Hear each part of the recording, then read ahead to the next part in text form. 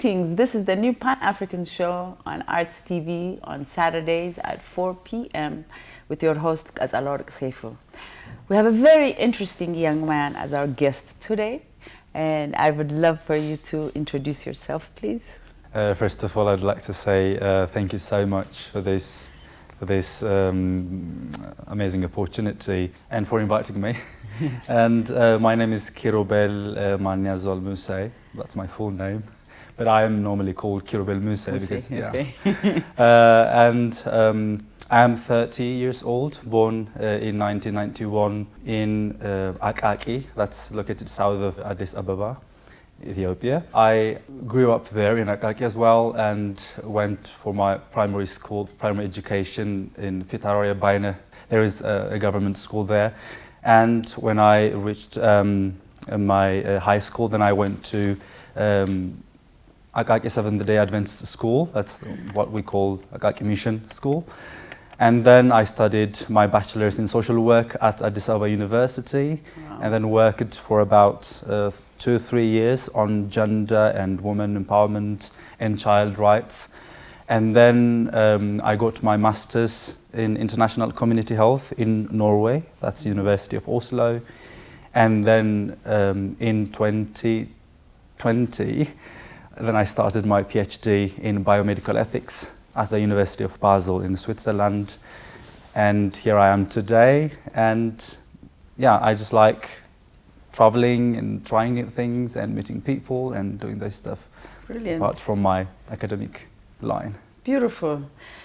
So what is the field, biomedical ethics? How did you get interested in it? Okay, that's a very, I would say, difficult question, especially defining what biomedical ethics is. Because in simple terms, as the name also sort of indicates, it could be defined as ethical issues in life sciences and in medicine. Okay. So I would say any moral, ethical, even philosophical questions you pose, whether it's be in life sciences generally, including natural sciences, and even in some part of social sciences somehow, and also in medicine and healthcare. So it's kind of broad. Simply, it's about asking the normal way of doing things. For example, why do a patient behaves like that, or why, there are several things I could talk for the whole day about it because it's quite complex. But how did I get interested in biomedical ethics? That's very interesting.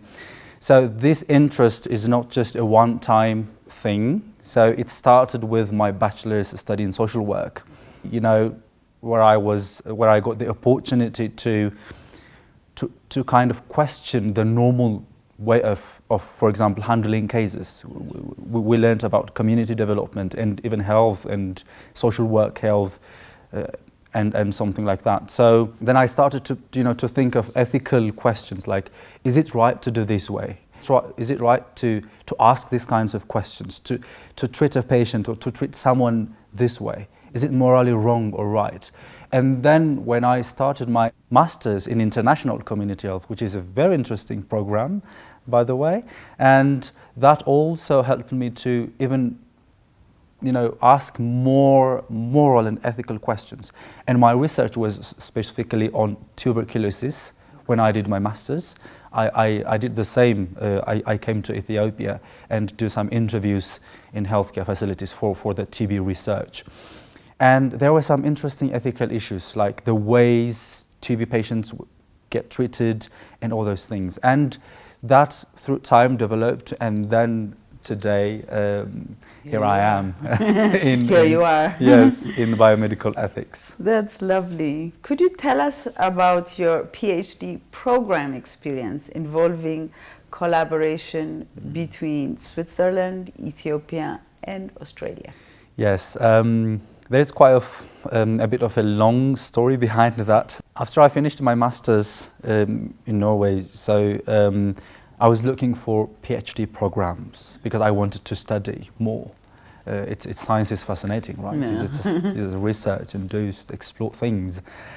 So what I did was I was applying at different places also, but there was this call from the Swiss School of Public Health, and they advertised this call for proposals, PhD proposals. So they got funding from the European Union, half funding, and the call is, okay, if you get that funding, so that means you have half of the money or half of the funding for your PhD, and then the remaining half of the money is supposed to come from a Swiss university that sort of hires you. So there was this call, and I applied for the call. So where were you? Were you in Swiss or were you in Norway? You were in Norway. I was in Norway, Okay. so there was this call, and then it was online, right? Okay. So I applied, and I remember it was about 130 something applications, and then they selected around 19 or 18. So I was one of them. I was lucky to be one of them. So I got that funding. So then the next step for me was to find there were some eligible Swiss universities that could host me. So I had to find a Swiss university that can host me, but also contribute with the remaining funding. And so I got a supervisor, my main supervisor from the University of Basel in Switzerland. I was lucky. She said yes, the topic is interesting, and I have, the funding to cover the remaining expenses or the remaining funding part. And then it is a sandwich model, because my research is based, even though it is affiliated to the Swiss university, but my data collection was supposed to be in Ethiopia, right? So I had to look for an Ethiopian supervisor. That is a second supervisor. And luckily I got one who studied in Switzerland, who did his PhD a couple of decades ago in Switzerland. He's Dr. Mirgisa Kawa. He works at Addis Ababa University, a very amazing person, professor. So, and then there was one, so I wanted a third supervisor to be from a very far place. Because I wanted this interdisciplinarity in my supervisory team. Okay. So I wanted people coming from different locations and different backgrounds. Backgrounds. And there was this doctor called Dr. Jenny Setchell. She is a research fellow, a senior research fellow at Queensland University in Australia. So I contacted her. We had contacts before for other project reasons, and then she said, okay. And I invited her, and she said, oh, lovely, I'll be happy to be your third supervisor. So this is how this collaboration between the three countries, actually the three continents, right? Australia, exactly. Europe, and so it was a very challenging experience to create this team, to bring together, but I was lucky enough to have them. And you all worked in your continents. It's yes. Not like you came together. No, you just no. worked where you actually lived. Yes. Wow. Yes, we communicate over Zoom, and everything is internet. online. Really, yes, true. True.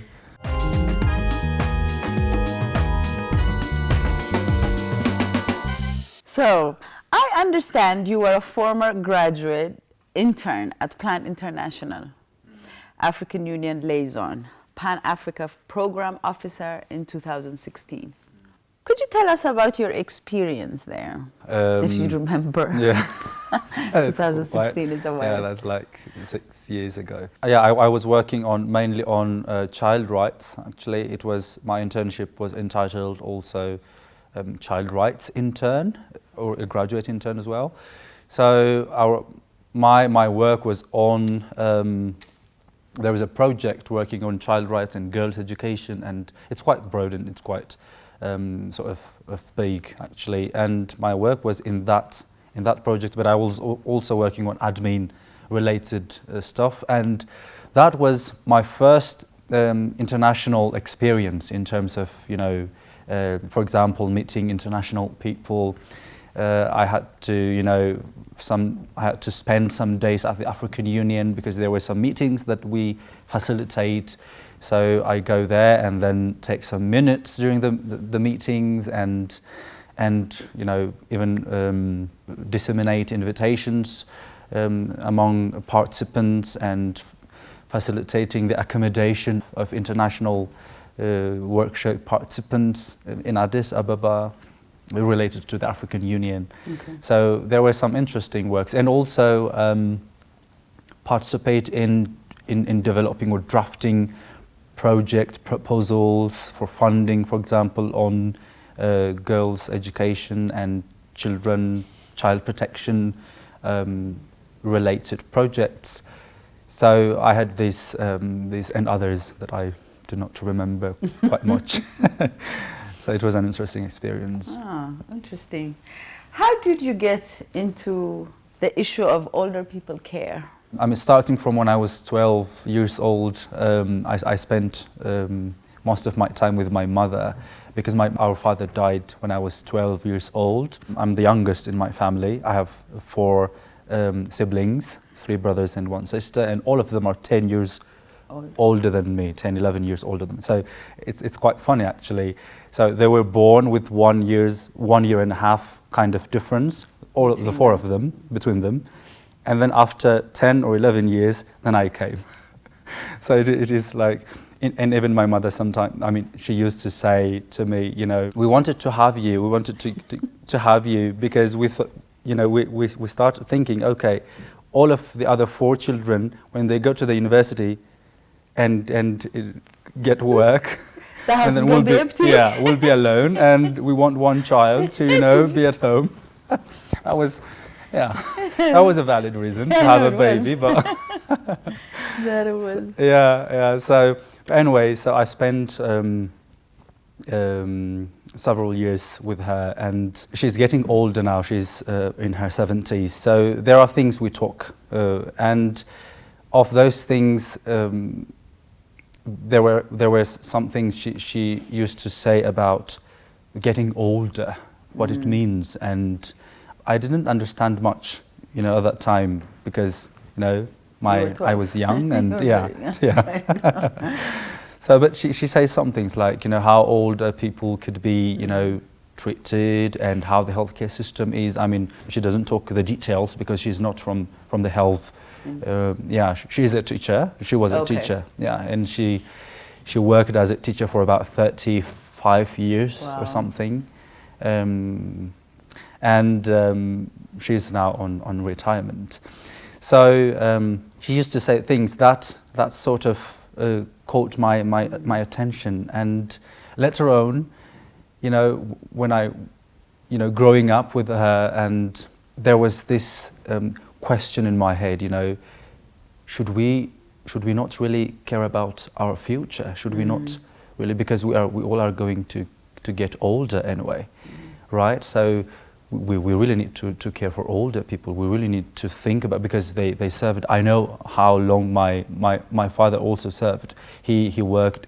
He used to be a school principal actually, and both of them were teachers. And my sister is also a teacher. So it's everyone. And both my mother and my sister also used to teach in English as a second language, and in primary schools. So my father also served, and there's this question, you know, in my head. We should really think of the good and the wonderful things older people have done in the past. It's not like, you know, it's not like people who have not done anything. Right. They have done a lot, right? So, and later on, when I was in Norway for my master's study, one of my part-time jobs as a student, as an international student, was working in a restaurant as an assistant cook. I'm not bad at cooking, by the way. That's a good thing. So there was this restaurant canteen that I worked, and it's a nursing home. So that I worked in. The restaurant was in a nursing home? In a nursing home. Okay. So there were older people, older patients coming there, and there are also families, visitors of the older patients coming there. And it was very interesting to see the interaction, to see things, sometimes the older patients complaining, and also the health professionals taking care of the older patients complaining. Even though I am there just doing my part-time you know, cooking and doing those things. But still, since I was a junior researcher even at that time doing my master's, a research-based master's, those things were not just normal things for me. When they happen, I just see them and try to see, you know, the relationships and the dynamics of those relationships and how, you know, the tension in that also. So that also added, you know, another layer for my interest in old age care. And then later on I developed my project, and then I applied for these fundings, and then I got it. So this is how the journey to my interest in old age. Older people care. Yes. That's beautiful, because I think we need more of you. Thank you. Yeah, we do.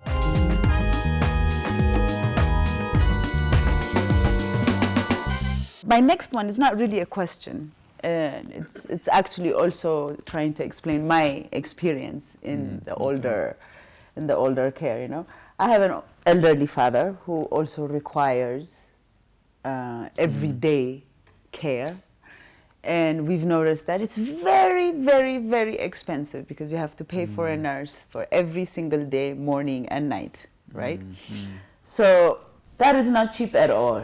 We are now living a few decades longer, and it's a wholly new experience which both traditional and modernity has not yet dealt with. Why do you think older people in Ethiopia remain so vulnerable and unnoticed? I would like to start by even commenting that it is very much unfortunate that this is the reality. That what you say now.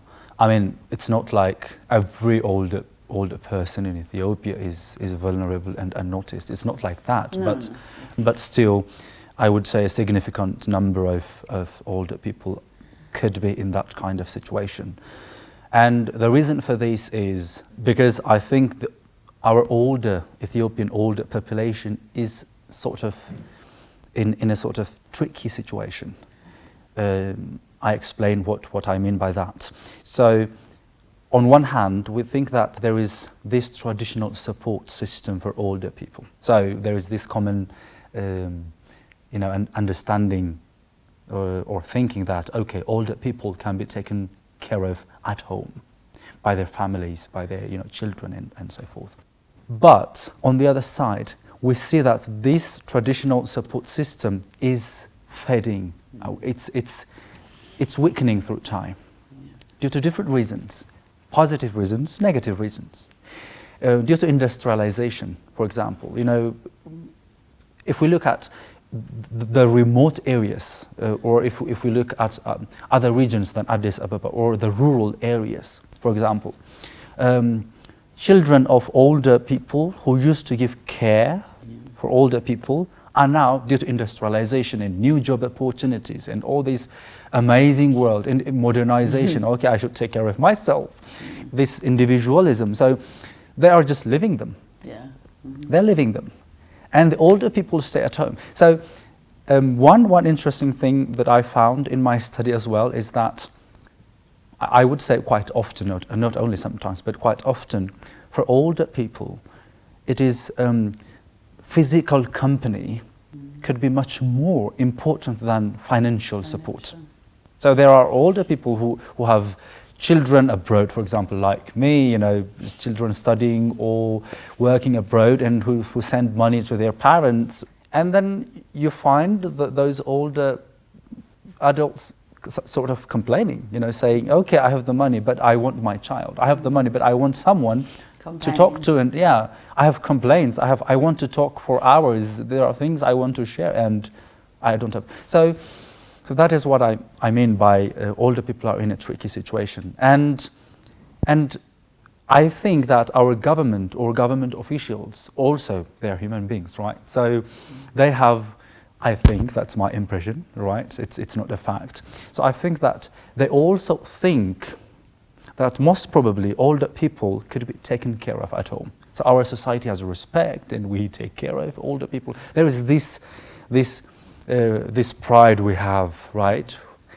But because of that, even the government, I think the government is not giving that much of of attention for older age care. So older people are in between. That's why when I say vulnerable and sometimes unnoticed, all health projects, all health care research and all those things are going, like on other directions and focusing on other public health issues, maternal health, child health, infectious diseases and all those things. And geriatric care, or the care of older patients, is not there. So that is a problem. Could you shed some light on any unique strategies you may have arrived at to help reduce the vulnerability of older people? So my PhD study is entitled Ethical Issues in Old Age Care in Ethiopia, right? So I interviewed both health professionals and older adults. And so far our analysis is mainly knowledge production, my analysis at least. So this is the next step. Now, what you said now, developing a strategy, or at least a simple, humble strategy, not a complicated and fancy one.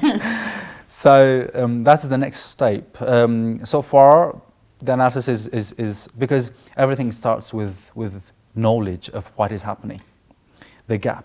Because one of the main problems for example, development projects not to succeed or to sustain is because they don't really understand the problem. They don't really take time in defining the problem. So when you not know where the problem is and then you rush into the solution, you end up hitting the wrong corner, but the problem is somewhere else. So since this is a very much young and untouched area, so my project mainly focuses on understanding what is happening, what are the gaps, and also shedding light on the possibilities that exist, which could lead to further research and also maybe strategies.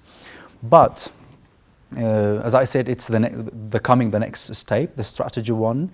So the things I have in mind, based on the data I collected, is that we could do three things. The first one is there has to be awareness